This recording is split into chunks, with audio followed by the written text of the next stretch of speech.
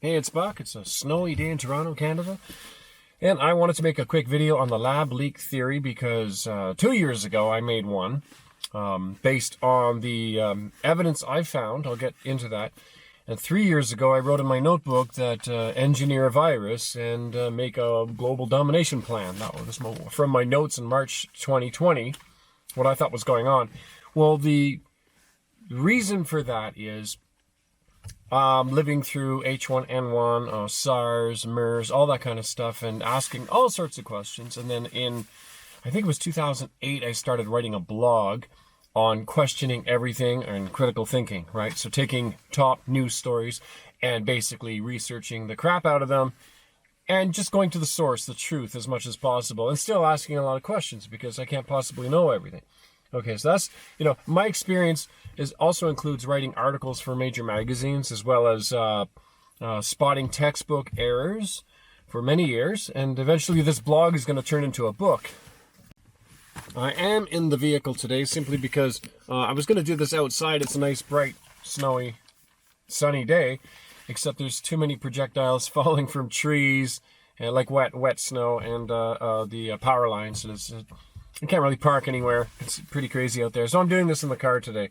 Anyway, so 2 years ago, I made a video on the lab leak theory. Excerpts would include Dr. Fauci on aerosolized viruses, Dr. Chris Martenson talking about the missing link from all the other viruses compared to the insert or the polybasic cleavage insert site where there was information put inside the DNA of this particular virus. There's another video, I forget, but they were talking about the ACE2 receptors in the body.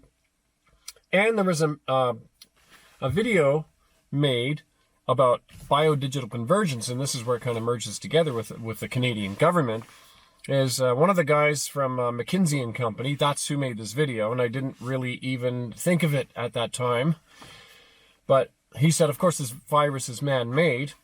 He says it right in the video, from Mckinsey and Company, and this is back in 2020, June 2020 or something, where they had this online presentation.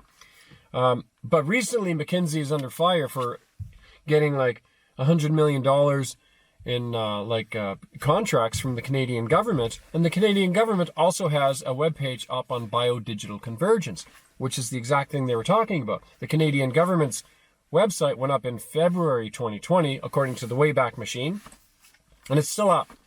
Look up biodigital convergence. And McKenzie and Company were talking about it. So here's the weird connection. Or I think, could this be the weird connection where McKenzie and Company was working on biodigital convergence and the Canadian government at the same time, right? Because they have their own, little essay on it about the future and reading dream data and basically having no privacy.